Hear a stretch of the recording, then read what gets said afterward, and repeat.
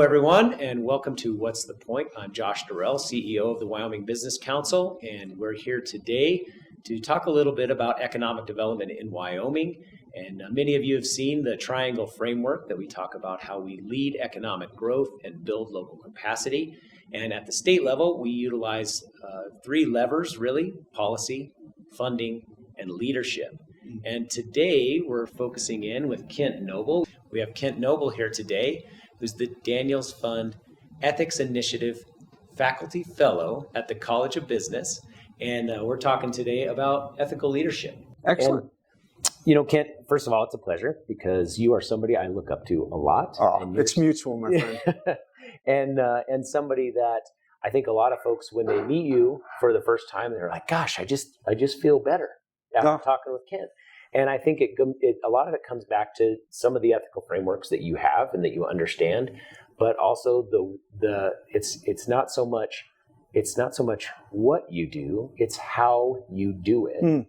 And so one of the things that I was really excited to talk with you about is, in our society as a whole, maybe across America, there's a lot of polarization. There's a lot of change going on. There's a lot of people that are upset about something or worried and scared, and that fear sort of manifests in anger and things like that. Isn't that the truth? And in Wyoming, I think we've been relatively insulated. And sometimes our small size helps us in that way because we tend to know somebody who knows us. And so I think we do a pretty decent job of a lot of that. But even as of late, I've heard a number of folks in the leadership within a community or the leadership within our legislature or just leaders in their businesses really worrying about that fact that we have a hard time having a little bit of discourse civilly, that whole idea of civil discourse. And so one of the things that we were really interested to talk with you about is how do we use ethical frameworks and the way we treat others as a way to work through that and maybe give Wyoming an advantage over the rest of the nation? Or how do we make sure that we're moving quickly and utilizing these frameworks in our small size to our advantage? Yeah. And so I wanted to pick your brain a little bit and maybe to start with, give a bit of history and tell us a little bit about who you are and how you got to where you are. Okay. Yeah. Well, my name is Kent Noble, and I'm part of the Center for Principle-Based Leadership and Ethics at UW. And this is a new center that we've launched. And my role really is, teaching business ethics, but then I do a lot of outreach, which you were alluding to a little bit, I think. And, I've really been fortunate to work with a number of groups around Wyoming, really around the region, I would say. And I do agree with you, we are a polarized nation. There's no doubt about it. Some of that might be good in that we're passionate is what that shows. We're very passionate. But I think sometimes we take it too far and it becomes divisive. Yep.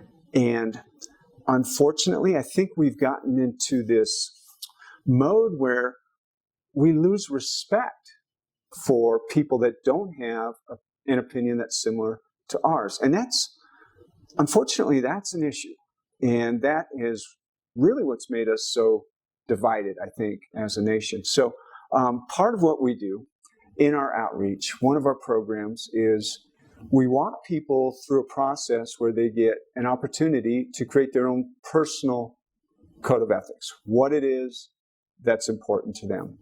And we try to help people, bring their values, their beliefs, their principles to the surface and then commit them to, we have 6 different areas that we work on. But Josh, one of the areas that we really focus on is respect. Right. And again, it is okay to disagree with someone. In fact, we're going to disagree. There are a lot of important issues. We're not all going to feel the same. But we really do need to work on maintaining that level of respect. I'm not asking anybody to compromise their values. Right. I would never suggest that. Yep. I think there are ways we can retain our values, but still respect the other person's opinion. And that's part of what we try to do with our outreach as we're helping people to build these personal codes, is make sure we're always trying to deal from, a level of respecting everyone, really, everyone's opinion. Right. So, and one of the things that we wanted to sort of bring you in on is, it seems like, okay, well, are we talking about just general human behavior and how to interact with others? We see it from the perspective of economic development, because within our communities, a lot of times we're faced with challenges. We're faced with the challenge, and sometimes the answers to those challenges can bring about disagreement. And bring about different perspectives that, if you just hold on to your perspective and don't have that respect for others, or maybe even, go as far as disrespecting them, then nothing gets solved. But yet our communities are in a spot where we've got to move forward, and we've got to come up with the best solutions. And you probably have seen this in your experiences, that diverse thought and diverse teams and diverse perspectives bring about the best solutions. And it's the respect to that we want to encourage in a community. And it starts on the one-on-one level, right? And I'm saying that, but at the same time, if I reflect on my last week my last week, there were probably times when I wasn't at my best from a respect perspective for various reasons. And you realize it's so critical in interactions to have that respect, but it's also critical for groups, but it all starts right there. So how do you encourage others to sort of maintain that ideal of respect, and remember that in each interaction they have a commitment to that? Yeah. One thing I think it's so important for all of us to do is to look for that common ground. You and I may have very different opinions, but there are absolutely some things we can agree upon. And so what we try to do is use this foundation of ethical principles that most everyone can agree on. And so I'll name them if you don't mind. Please. So there's Love it. Yeah. Integrity, trust, accountability, transparency, fairness, respect, rule of law, and viability. I mean, those are 8 things, regardless of what your positions are, regardless of what my positions are, we can agree on those 8 things. And so, again, with that as our foundation on which we build our conversations, hopefully we can move forward in a respectful way and try to really get to the root of what the issue is and find some additional common ground, things that we can agree upon, and hopefully move the issue forward. Yeah. So you mentioned those, and I think most folks would be like, okay, I get that one, and that one makes sense to me, and I do pretty well. And sometimes I do this exercise where I go through those 8, and because I'd been exposed to. Yeah, you have. You use them in the classroom. That's right. And you think, oh, I'm pretty darn good at all of those, right? And then you start to look at how do those interact with one another. And if you're kind of at a deficit in one, how does it affect the others in that spectrum? And so that's kind of one of the ways that I look at it. But I want you to dive into this word viability. Okay, yeah. Because that one is, it may, people might be like, well, I don't understand viability. And help me with that one. That's a good point. So we define it as creating long-term value for all relevant stakeholders. And, whether you're in a classroom working with students, whether you're a business leader, I mean, we do need to identify our stakeholders and make sure that when we make decisions, we're taking these stakeholders into account. We're not just looking at the bottom line or whatever the primary goal might seem like it is. We do need to consider how are our decisions and our choices going to impact all these stakeholders. Critically important. Right. So there's another term in that I identify with, because I'm playing the economic development game. Sure. And that's long term, right? So economic development, it doesn't happen tomorrow. It happens sometime in the future. Yeah. It might be 5 or 10 years down the road, where the decisions and the things that we do that might be really challenging right now pay off. And so, can you, again, how do you help people kind of extend their vision out to the impacts that their behaviors or their decisions make, or their recognition or lack of recognition for stakeholders makes over the long term? What are some of the ways you can do that? Well, I always look at it from like our reputation. I mean, our reputation is a long-term play. We're going to be tempted by a lot of short-term opportunities that, grab the gratification now, but how does that impact us down the road? And I think whether, we're a business leader or we're talking about our families, all these various forms, we always need to be looking long term. It takes discipline. Yep. And it takes, building consensus and communicating the need to really consider these long-term, goals and projects that we want to accomplish. But it's so critical. I mean, short-term thinking. Let's take a business, for example, that has these quarterly reports and these numbers that are always trying to hit, and the temptation to make short-term decisions that help get them to meet these numbers, but long-term, what is the impact? Right. It takes discipline. It takes great leadership to be able to pull this off. You mentioned something to me, and you're right. Like that short-term, we're held to these short-term standards, which can really kind of create a behavior that pays off in the short run, but doesn't take us as far in the long run. And it's a tough balance, right? Because you want to trust that people are making those right decisions and everything, but we're such a metric-driven society. It's sort of like you gotta perform now, and it's a balance. I think that one of the things that I think works in your favor in those situations is communication, right? And helping people understand why you're not hitting the numbers early on, not after the fact, but early on what's going on, or helping people understand the methods that you're taking to hit those numbers so that they can say, I believe in those in the long term as well. Yeah. And so I think there's a lot of communication. And if you look at all of those elements of the Daniels Fund Ethics Initiative, all of those principles are really, communication has got to be the key in a lot of those, and open and honest communication. And that's not always an easy thing.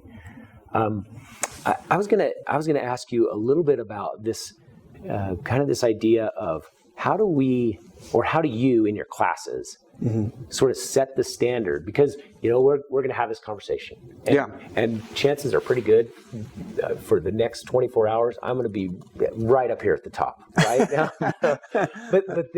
but then slowly over time, external pressures are going to come in. I might forget a few things. How do you continue to do that so that people are maintaining that high level of these ethics principles? My approach is I try to inspire the students to want to live an ethical life, want to live a principled life. And I really think this exercise, I was talking about it as an outreach exercise where we help people to create their own personal code. We do that in the classroom too. And we really work with the students to, personalize it in such a way that it's important to them. For example, one of my principles, my integrity principle, is live each moment like your kids are watching. That's a principle that's deeply important and meaningful to me. I mean, if I think about, decisions I'm going to make, and I'm going to explain to my kids what it is I'm doing and why I'm doing it, I mean, I'm like you, Josh. I want my kids to be proud of me. And so we try to help students or business leaders, community leaders, to, again, identify things that really make this emotional and inspirational connection with them. So there's this want to that's involved. Right. Does that make sense? Absolutely. That you let the motivation be internal. Yes. Right? And it's personalized. It's personalized. I love those 8 principles that we were talking about. I love them. But what we do is we take those 8 principles and then try to personalize them in a way that when the students walk out of the classroom, when they graduate, it's not like, okay, I did that. Yeah. I want them to take principles with them that are really important to them. That help them relate to those 8 principles. Right? They may not be the same for everybody. That's right. That's the way that they achieve that particular principle. Absolutely. Yeah. Oh, fantastic. So how does a community do that? Or could a community do that? Or a group do that? Or how do you... Well, I mean, the center that you're working with at the College of Business and at UW, that's the intent, is to create that sort of community within the university of this ethical leadership. Right. And then how do you get that to scale? Just launched a project with the UW Foundation, actually, where we took them through a process where they identified organizational values and I think they would tell you it was a pretty engaging process. We really wanted to hear from everybody in the organization. We thought it was really important that everyone had a voice, everyone had a say in the room. And that creates good buy-in for the organization. So as far as an organization goes, I think that's a good process. We help them identify what the organization stands for, and then we show them how their personal codes relate back to what the organization stands for, and that seems to tie it all together. As far as, a larger community, again, I think leadership is so important in modeling the type of behavior that we want and getting people to hopefully buy into, trusting us and trusting the leadership team we put together, and they see us, our actions reflected in our words, and there's that consistency, and hopefully over time that does build momentum for the community, and then I think outreach projects as well, with key people, key leaders, legislators, business leaders. Right. You mentioned you were talking about the idea that an organization can have values, and that is made up of, that's sort of like a collective or an aggregation or some sort of distillation of the folks that are there, and the mission of the organization, right? That has to be ground into it and be really, really a big piece of that. And then you talk about how do the individuals, as they go through their own, their own ethical, framework, and how they relate to it. How does that fit in with the mission or the values of the organization? And this is a little philosophical, but I think it's an important thing for organizations. And I'm thinking of not just my own, but the state as a whole, and then other organizations out there. Having the discipline to say, these are our shared values. These are the things that are important to us. But we also want you to have them as an individual so that you can square them with us. And if they don't match, it's sort of like we would prefer that. That's okay. You need to know that if this isn't a good fit, this organization isn't a good fit for you. Right. So I do think that's important. And most of the time, people do find that their values fit in well with the organization. One other thing I want to say is regarding the organization and its purpose. I think it's so important for the organization to try to find a higher purpose, purpose beyond profit. Profit's clearly important. Got to have profit or we're not around. Right. But purpose beyond profit. And a great example is a company to the south of us, actually, Otterbox, down in Fort Collins. And their stated mission is we grow to give. Incredibly successful company. If you look at just finances, incredibly successful, but also successful because, their employees, the buy-in there, it's tremendous. Yeah. They do so much to support their employees and their community, the businesses they work with. And I really love their philosophy. When they have an opening, people line up around the block. Right. To get in the door there. Yeah. It's that kind of, they've built that kind of culture in the organization. Right. The reason they do well is so they can do good. That's right. And that that's something that as I've been able to tour around the state, and I've seen more of the state in the last 2.5 years. I'll bet you have. Except for gymnasiums. I've seen all of the gymnasiums in the state. But outside of that, I've been able to get into the communities, and you see that exact same thing happening. Yeah. In those communities that are really strong, you have companies that are just like that. They're saying, look, we want to do well, but it's so that we can do good in our communities and give back into our communities. Now, you got to do well first, right? You got to do well. You got to stay viable. Critically important. But then it's that giving back. And what happens is, people see that and they realize that, okay, maybe it's not money that I'm giving, but maybe I can give of my time. Yeah. Maybe I can give of my experience. Maybe I can give a little bit. And I think it changes the aspect of that quite a bit. And, when you're talking about building strong communities, that type of approach is going to make you resilient. No doubt. And, we talked about how these companies are successful with that model. And one of the reasons why is, one of the most expensive things we do is try to recruit, train, hire new people. Well, when people believe they're part of something, bigger than themselves and their work really makes a difference, that's really satisfying. You don't find that in every workplace.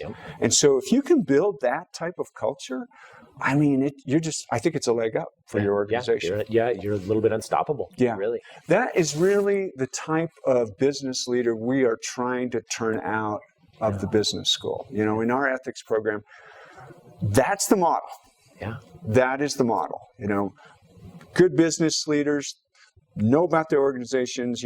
Obviously you have to have a great service or product, but building this culture that just really helps you maintain good people, do good work, earn a good profit. So, which is like that. That's just it's sort of funny that we're saying that's not what just always happens, right? Yeah. You have to be intentional about it, which is great that the College of Business is doing that. So tell me a little bit about what does it look like? Two things. Okay. One, who can join this? Can anybody go through this? Do you have to be a College of Business student? What is the center going to do? Is it something that if people are watching this, both of them, maybe my wife and your wife, are watching this and they say, hey, I want to be part of that. How would I do that? Yeah. Okay. And then also, what does it look like 5 or 10 years down the road? What does the landscape of Wyoming and this region look like because of it? Yeah, great. Well, first of all, it's available to literally anybody on campus. We have a minor.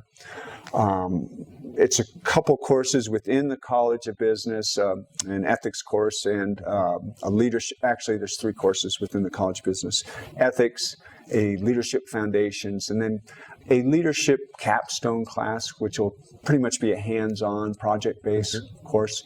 But then you can take leadership courses also outside of the college. Okay. Any students, and it could be any leadership course. I think you need to take 2 additional to get the minor. Nice. So that's available to anyone. Our outreach programs are really available to anyone. We do a number of them all the time. We get calls and call us. We'll book them.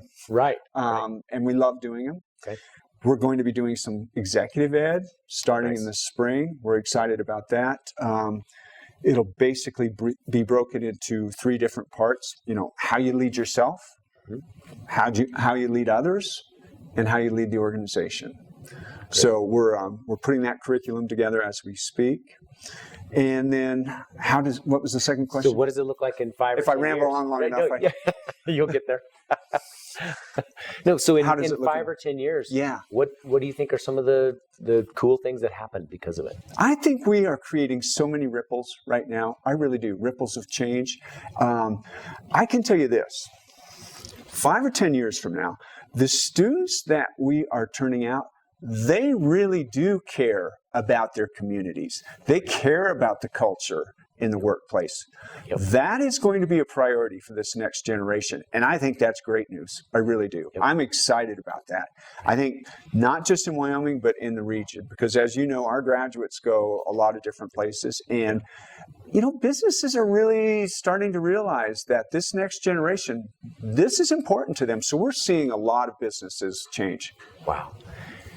Yeah, and I guess I always try to find the metaphor for a community or for the state, or how do we take that and hopefully it applies. And the way I guess I look at it is as individuals and the organizations, really that's what a community is right? It's a makeup of that. Yeah.